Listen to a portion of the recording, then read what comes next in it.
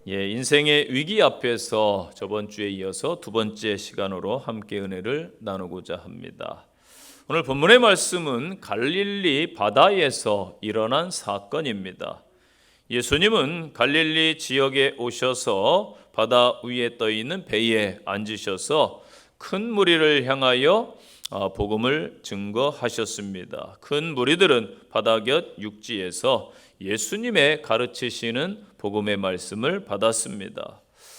날이 저물었을 때에 예수님은 제자들에게 바다 건너편으로 건너가자라고 말씀하셨습니다. 제자들은 예수님을 모시고 노를 저어서 갈릴리 바다를 향하여 나아갑니다. 바로 바다 건너편 거라사 지방으로 향하신 것입니다. 이 갈릴리 바다는 예측 불허의 바다로 불리기도 합니다.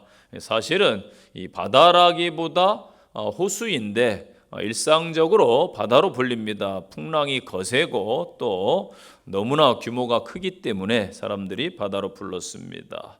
갈릴리 바다는 해수면보다 200m 정도 낮고 주변 또 사방에는 높은 산들로 둘러싸여 있기 때문에 갑자기 큰 돌풍이 발생하는 일이 많았다고 합니다. 특히 헬몬산에서부터 요단 계곡 방향으로 이상 기류가 자주 흐르는 경우에는 바람이 낮은 갈릴리 바다로 떨어지듯이 불기 때문에 큰 광풍이 일어난다고 합니다. 잘 아시는 대로 제자들 베드로나 안드레 여러 제자들은 바다에서 오랫동안 어부 생활을 했기 때문에 이 아마도 본문과 같은 상황을 예측할 수 있었을 것입니다. 그럼에도 불구하고 예수님의 말씀이 있었기 때문에 아무 의견 없이 배를 띄워서 건너가고자 했던 것입니다. 처음 출발할 때 잔잔했던 바다와는 달리 갑자기 어느 순간 큰 광풍이 몰려왔습니다. 오늘 37절 말씀해 보니까 물결이 부딪혀 배에 들어왔다 그렇게 말씀하고 있습니다. 좀 더 원어적으로 번역하면 좀 더 다가오는데요. 세찬 물결이 배를 계속 때렸고 그래서 이제 물이 배 안에 가득해졌다 그런 뜻입니다. 돌발적으로 불어온 광풍인데 순식간에 배와 제자들을 일촉즉발의 위기 상황으로 몰아넣었습니다. 이때는 아주 긴박한 순간입니다. 마태는 마태복음에서 이렇게 표현했습니다. 물결이 배에 덮이게 되었다. 또 누가는 누가복음 8장에서 위태하다라는 표현을 썼습니다. 급박한 상황이지요. 저와 여러분의 이 삶에서도 예측하지 못한 아마 돌발 상황들이 계속해서 생길 것입니다. 이때 우리는 인생의 광풍 앞에서 어떻게 해야 될까요? 오늘 본문을 통해서 주시는 은혜의 말씀을 받고 승리하시기를 바랍니다. 첫 번째 주시는 말씀은 믿음을 잃어버리지 말라는 말씀입니다. 갈릴리 바다에서 활동했던 제자들이 당황해서 허둥지둥 되는 것을 보면은 보통 풍랑은 아닌 듯합니다. 갈릴리 바다에서 업을 삼아왔던 제자들이 대부분인데 이들이 당황할 정도로 큰 파도였습니다. 이 요나서 1장에 보면은 폭풍이 대작했다라는 말씀이 나옵니다. 요나가 하나님의 뜻을 어기고 다시스라는 지역으로 가고 있을 때에 하나님께서 요나의 앞길을 막으십니다. 배를 타고 갔기 때문에 큰 광풍을 바다에 불게 하셔서 막으셨는데 오늘 말씀이 본문의 그 요나서의 말씀과 동일한 단어가 쓰였습니다. 그래서 아주 큰 이 폭풍이 있었다 그렇게 볼 수 있습니다. 이 상황에서 안타깝게도 주님이 보이지가 않습니다. 문제 앞에서 당황한 제자들에게 현재 주님이 보이지 않는 것입니다. 38절을 보시기 바랍니다. 예수께서는 고물에서 베개를 베고 주무시더니 아멘. 이 고물은 선미 배의 아주 뒤쪽입니다. 그러니 보이지 않았겠지요. 베개는 배 후미에 부착된 나무로 만들어진 기댈 수 있는 도구가 되겠지요. 예수님께서 편안하게 잠든 모습과 두려움에 떠는 제자들의 모습은 큰 대조를 이루고 있습니다. 예수님께서는 하나님을 온전히 신뢰하셨기 때문에 풍랑 속에서도 두려워하지 않고 평안하게 주무실 수가 있었던 것이지요. 제자들은 하나님의 아들 되시는 예수님과 함께 있으면서도 두려움에 빠져 있습니다. 초대교회 7 집사 중에 한 분인 스데반 집사, 군중들이 던진 돌에 맞아 순교를 하면서도 그는 주님을 바라보았고 천국을 바라본 줄로 믿습니다. 저와 여러분은 무엇을 바라보고 계십니까? 세상을 보고 환경을 보고 문제를 쳐다보고 때로는 물질을 바라보고 사람을 바라보니까 주님이 잘 보이지 않는 것입니다. 믿음을 잃어버려서 주님이 현재 보이지 않는 분들은 이 시간 회개하시기를 바랍니다. 예수님께서 제자들에게 말씀하시지요. 너희가 어찌하여 믿음이 없느냐? 누가복음에서는 이렇게 기록되어 있습니다. 너희 믿음이 도대체 어디 있단 말이냐? 세상의 세파 문제 앞에서 허우적대는 오늘 저희들에게도 주님은 동일하게 묻고 계십니다. 너희가 어찌하여 믿음이 없느냐? 너희 믿음이 어디 있느냐? 안타깝게도 오늘 본문에는 제자들의 불신앙과 무지가 드러나고 있습니다. 먼저 어찌하여 이렇게 무서워하느냐? 너희가 어찌하여 믿음이 없느냐? 이 말씀은 곧 불신앙인 거예요. 또한 저가 뉘기에 바람과 바다도 순종하는가? 이것은 그들의 영적인 무지를 가리킵니다.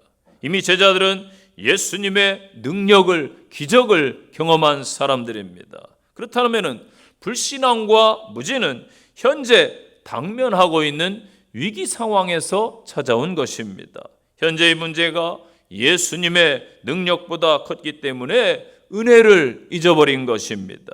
그들은 현재의 오늘의 문제만, 폭풍만 바라보고 있는 것입니다. 우리도 지금 당하고 있는 위기, 근심과 고통에 사로잡혀 있으면은 어제의 은혜가, 어제의 기적이 아무리 충만해도 다 잃어버리는 거예요. 예수님은 인간의 고통과 위기와 근심보다 큰 능력을 행하시는 분임을 잊지 마시기를 바랍니다. 마가복음 5장에 보면은 회당장 야이로라는 사람이 나옵니다. 예수님께 그가 찾아와서 이렇게 말합니다. 23절에 보니까 간곡히 구하여 이르되 내 어린 딸이 죽게 되었습니다. 오셔서 살려 주시옵소서. 그래서 24절에 예수님께서 회당장과 함께 가십니다. 그런데 가다가 사건이 있었어요. 혈루증 여인이 예수님을 만나고 싶고 자기 병을 치유하고 싶어서 방해를 한 것이지요. 그런데 35절에 보니까 사람들이 와서 회당장에게 이르되 당신의 딸이 죽었나이다. 이미 숨이 끊어져서 사망 선고가 내려진 상태입니다. 이때 예수님께서 회당장에게 이렇게 말씀하십니다. 36절 보니까 예수께서 그 하는 말을 곁에서 들으시고 회당장에게 이르되 두려워 말고 믿기만 하라. 아멘. 한번 따라서 해보실까요? 두려워 말고 믿기만 합시다. 아멘. 시편 43편 말씀에 내 영혼아 내가 어찌하여 낙심하며 어찌하여 내 속에서 불안해하느냐? 너는 하나님께 소망을 두라. 아멘. 히브리서 11장 6절 잘 아시지요?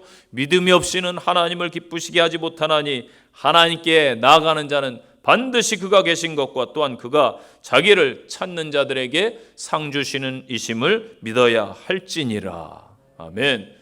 골로새서 1장 15, 16절 말씀입니다. 그는 보이지 아니하는 하나님의 형상이시요 모든 피조물보다 먼저 나신 이시니 만물이 그에게서 창조되었다. 아멘. 예수님은 창조자입니다. 온 우주를 함께 만드신 분이십니다. 예수님이 그렇기 때문에 만유의 주인이 되십니다. 제자들은 갈릴리 바다 한가운데 온 우주의 주인이 계시다는 사실을 몰랐다라는 것이죠. 그들은 어부들로서 목수 출신인 예수님을 자신들의 배에 모시고 간다라고 생각했을지 몰라요. 바다와 배에 관한 한 예수님보다 자신들이 전문가라고 여겼을 것입니다. 그러나 그렇지 않아요. 제자들이 예수님을 모신 것이 아니라 오히려 제자들이 예수님의 배에 함께 탄 것입니다. 골로새서 1장 17절 또한 그가 만물보다 먼저 계시고 만물이 그 안에 함께 섰느니라. 아멘. 우리 주님은 만물보다 먼저 계신 분입니다. 믿습니까? 우리의 모든 것을 그렇기 때문에 아시고 우리의 인생의 배에 함께 하시는 분이심을 굳게 믿으시기를 바랍니다. 여러분의 삶에 현재 주님이 동행하심을 믿습니까? 아멘. 아직도 이 믿음이 희미한 분들이 계시다면 이 시간 다시 주님 앞에 서시기를 바랍니다. 마지막 때 우리 주님께서는요, 우리의 믿음을 보시겠다고 말씀하셨습니다. 이 땅의 물질로, 이 땅의 명예로, 이 땅의 그 어떠한 권세로 천국을 가는 것이 아니에요. 오직 예수 그리스도를 믿음으로 구원받는 줄로 믿습니다. 이 시간 오직 믿음으로 우리 함께 신앙 고백을 한번 드려볼까요? 함께 찬양을 드립시다.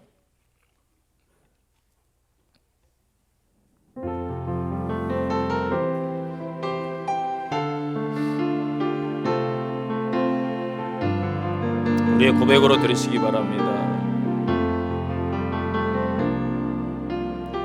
세상 흔들리고 사람들은 변하여도 나는 주를 섬기리. 주님의 사랑은 영원히 변하지 않네. 나는 주를 신뢰해. 고백합시다. 오직 믿음으로, 오직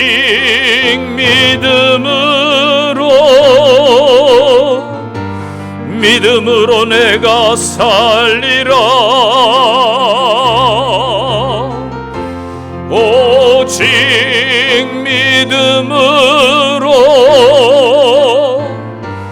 믿음으로 내가 살리라. 믿음 흔들리고 사람들 주를 떠나도 나는 주를 섬기리. 주님의 나라는 영원히 쇠하지 않네. 나는 주를 신뢰해. 고백합니다. 오직 믿음으로, 오직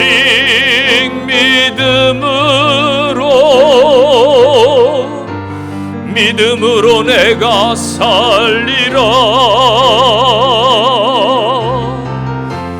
오직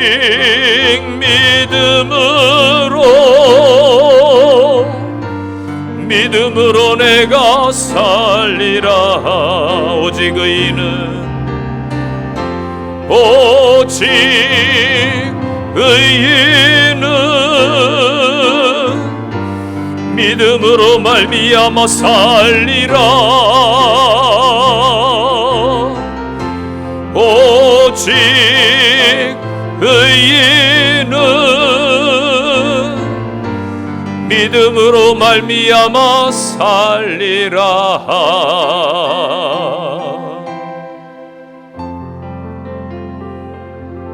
아멘. 이 고백이 여러분의 귀한 날마다의 고백이 되시기를 바랍니다. 두 번째 주시는 말씀입니다. 한번 따라 하실까요? 주변을 돌아봅시다. 36절 말씀 보세요. 다른 배들도 함께 하더니.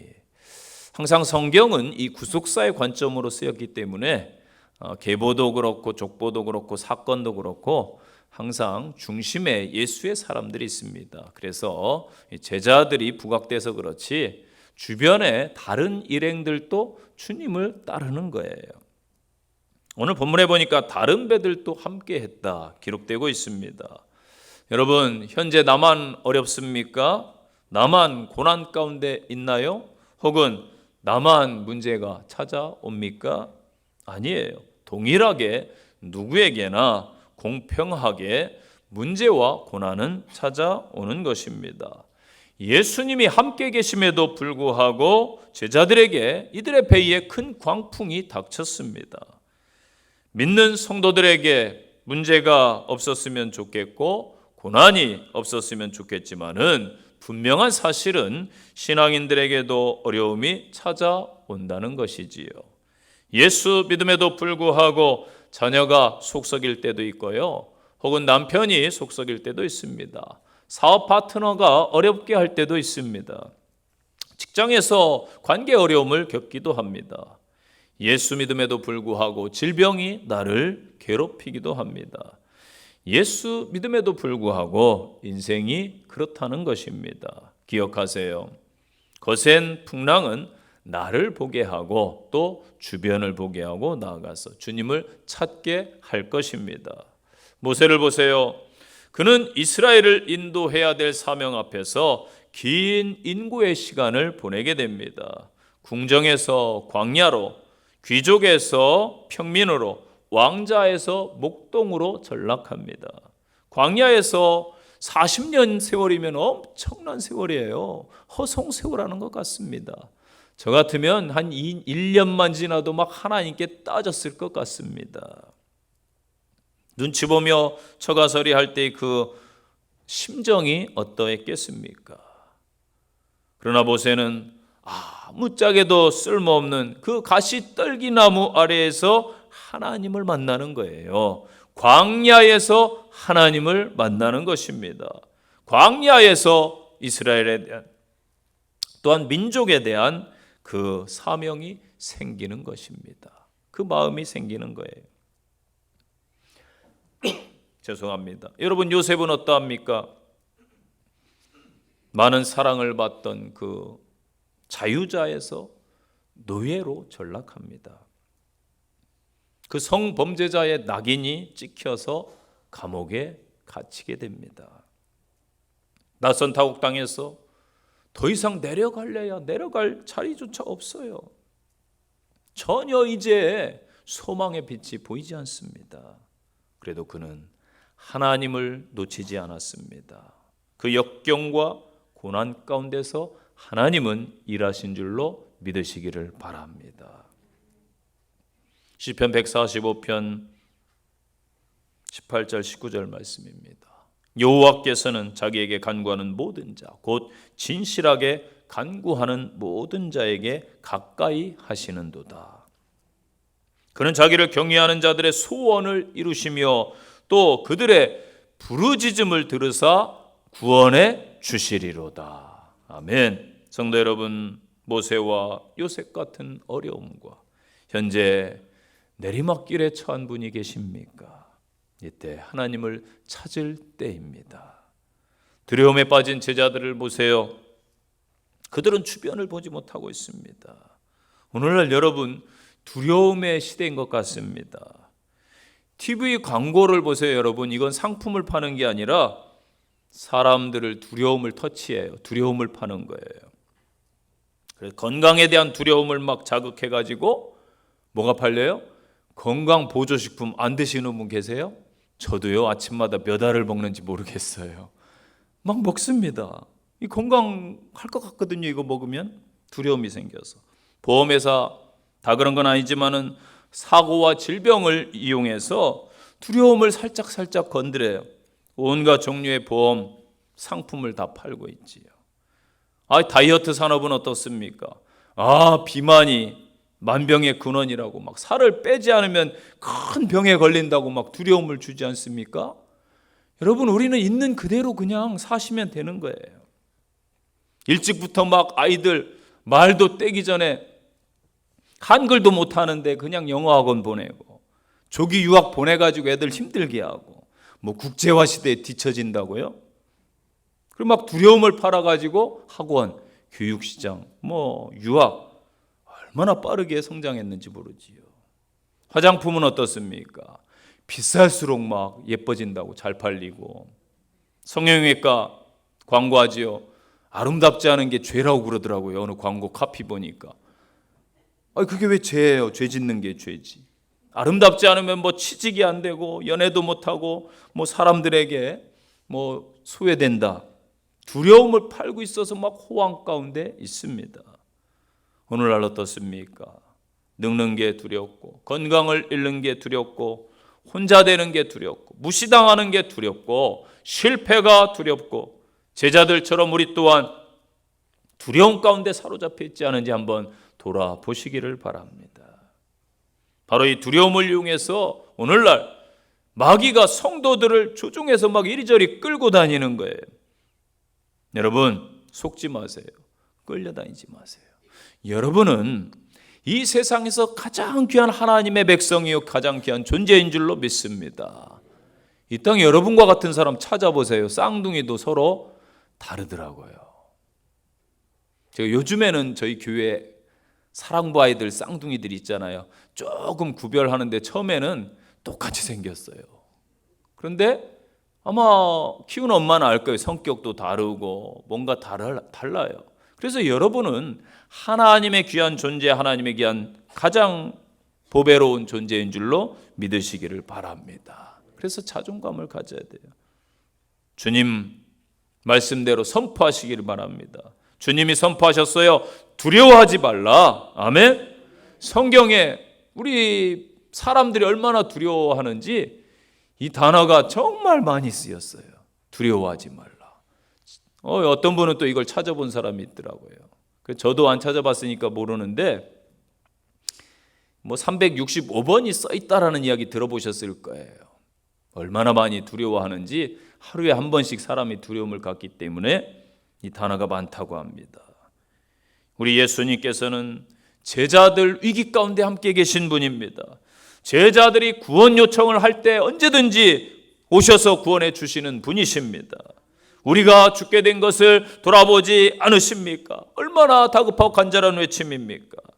예수님은 제자들을 어떻게 구원해 주셨나요? 예수님은 제자들에게 말씀하십니다. 저편으로 우리가 건너가자. 내가 함께 가겠다. 함께 건너가자.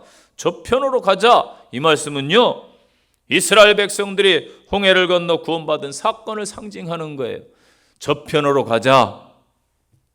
천국을 우리에게 선물한 약속인 줄로 믿으시기를 바랍니다. 주님께서 말씀하시는 거예요. 너희들이 고통 가운데 있구나. 슬픔 가운데 있구나. 남모르는 아픔 가운데 한숨 쉬고 있구나. 이 근심과 공포가 있는 이 인생의 바다에서 안식과 참 회복, 즐거움이 있는 곳으로 함께 가자라고 말씀하시는 줄로 믿습니다. 성도 여러분, 이제 믿음의 성도답게 두려움을 이기시고 문제들을 떨쳐내시고 주변을 보시기를 바랍니다. 여러분 주변에는 여러분을 아끼는 사람들이 있어요. 나 혼자가 아니에요. 가족도 있고 우리 성도들도 있고 국민들이 있습니다. 이 사회가 혼탁하고 무서운 것 같은데 그래도 훈훈한 많은 선한 사람들이 있어요. 어떤 분들은 그렇게 말하더라고요. 목사님, 제 주변에는 아무도 없어요. 그렇게 말씀하시는데 아니에요. 있습니다. 자신을 좀 돌아보시기를 바랍니다. 내가 먼저 다가서고 내가 먼저 주변인이 되어 주시기를 바랍니다. 여러분 주변을 보세요. 혹 사람은 떠날지라도 세상 끝날까지 내가 너와 함께하겠다 약속하신 우리 주님이 계신 줄로 믿습니다. 그 주님을 찾고 애타게 부르는 믿음의 성도들이 되셔서 위기 가운데 승리하시기를 간절히 축원드립니다. 세 번째는 해결자 되시는 예수님이 계십니다. 예수 그리스도를 주로 인정하는 믿음을 이 시간 회복하시기를 바랍니다. 제자들이 깨우며 이르되 선생님이여 우리가 죽게 된 것을 돌보지 아니하시나이까. 이 38절 보면은 예수님께 뭐라고 불러요? 선생님이여, 디다스칼레, 선생님이여. 이것은 제자들이 자신들과 함께 배에 타고 있는 예수님이 어떤 분인지, 어떠한 권세를 가지고 계신 분인지 제대로 알지 못하고 있다는 것을 강조하는 마가의 의도적인 표현입니다. 제자들은 자기의 스승 예수님의 본질에 대해서 무지한 상태임을 알려주고 있습니다. 저와 여러분은 어떻습니까?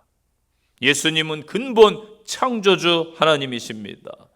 빌립보서 2장 6절에 그는 근본 하나님의 본체시다. 아멘? 하나님의 말씀입니다. 그렇게 예수님은 자연계까지 다스리시는 분이십니다. 예수 그리스도는 하나님의 아들이요 세상 모든 이 땅의 문제와 죄의 문제를 구원하기 위해 하나님이 보내신 구세주인 줄로 믿습니다. 그리고 나아가 이 세상의 주인이십니다. 저와 여러분, 우리 인생의 주인이십니다. 그렇기 때문에 우리의 모든 상황, 우리의 문제를 다 해결해 주실 분은 오직 예수. 이 고백이 여러분에게 회복되기를 바랍니다. 제자들이 배를 안정시키려고 얼마나 많은 애를 쓰고 있습니까? 그들은 어부 출신이 대다수예요. 큰 광풍 앞에서 그러나 자기들의 경험과 노력과 인간적인 방법이 아무 소용이 없음을 깨닫게 됩니다. 결국에는 그들이 예수님을 찾고 예수님을 깨우는 거예요. 바로 이거예요. 문제 앞에서 여러분 내가 하려고 하지 마세요. 먼저 예수님을 깨우는 믿음을 보이시기를 바랍니다. 인생의 고난 앞에서 여러분의 모든 상황 앞에서 예수님께 가져가는 믿음의 성도들이 되시기를 축원드립니다. 마태복음 11장 28절 잘 아시지요? 수고하고 무거운 짐진 자들아 다 내게로 오라 내가 너희를 쉬게 하리라. 우리 주님 말씀하셨어요. 예수님은 바다를 잔잔케 하시는 후에 제자들을 향해 두 가지를 말씀하셨습니다. 너희가 어찌하여 무서워하느냐? 너희가 어찌하여 믿음이 없느냐? 41절에 저희가 심히 두려워하여 서로 말하되 저가 누구기에 바람과 바다도 순종하는가 하였더라. 제자들이 깜짝 놀랐어요. 야, 자연계를 주장하시네. 바람과 바다를 잔잔케 하신 이가 누구신가? 저런 능력을 행하시는 분은 누구신가? 창조주 하나님, 만물을 다스리시는 하나님을 신뢰하기 시작하면은 모든 것이 다 해결될 줄로 믿습니다. 그 순간 우리는 변화될 것이요 모든 여러분의 고통은 다 해결될 줄로 믿으시기를 바랍니다. 고통과 어려운 문제 상황 속에 있을지라도 오직 눈을 들어 그분을 바라보면 소망이 생기고 고난을 이길 줄로 믿습니다. 주님 오늘 이 아침에 말씀하시는 거예요. 요한복음 14장 1절입니다. 너희는 마음에 근심하지 말라. 하나님을 믿으니 또 나를 믿으라. 아멘. 마태복음 29장에서도 내가 세상 끝날까지 너희와 함께 할 것이다. 아멘. 잘 아시는 이사야 41장 말씀이죠. 10절 두려워하지 말라. 내가 너와 함께함이니라. 놀라지 말라. 나는 내 하나님이 됨이니라. 내가 너를 굳세게 하리라. 참으로 너를 도와주리라. 참으로 나의 의로운 오른손으로 너를 붙들리라. 아멘. 우리 주님은 바람을 꾸짖고 바다를 향하여 잔잔하라 선포하시고 명령하셨습니다. 마가복음의 첫 번째 이적에서도 예수님께서 더러운 귀신 들린 자를 고칠 때에 선포하셨어요. 바람과 바다는 무엇을 상징하나요? 마귀와 우리를 괴롭히는 악한 세력들, 이 땅의 성도들을 대적하는 귀신의 세력들, 광풍과 바다에 대한 승리는요, 사탄과 마귀와 죽음에 대한 예수님의 마지막 부활을 승리를 가리키는 줄로 믿습니다. 우리 함께 하시는 예수님은요, 우리를 새롭게 하시고 죽음까지도 이기게 하신 분이십니다. 모든 것의 해결자 되시는 예수 그리스도만 바라보고 승리하는 성도들 되시기를 간절히 축원드립니다. 결론의 말씀입니다. 초대교회에서나 기독교 역사에서요, 광풍이 몰아친다, 바다에 떠 있는 배는 교회를 상징합니다. 그래서 오늘날 이 교회가 구원의 방주가 되어야 될 줄로 믿습니다. 교회는 예수님을 주로 고백하고 믿음을 지닌 자가 예수님을 주인으로 모신 곳. 예수님이 그래서 마태복음 16장 18절에서 또 내가 내게 이르노니 너는 베드로라. 내가 이 반석 위에 내 교회를 세우리니 음부의 권세가 이기지 못하리라. 아멘. 오늘 본문 35절에 이 사건이 그날 저녁에 밤에 있었던 기록입니다. 즉 어두운 상황, 초대교회 성도들과 교회가 핍박, 박해의 상황에 처했을 때를 말하는 것이죠.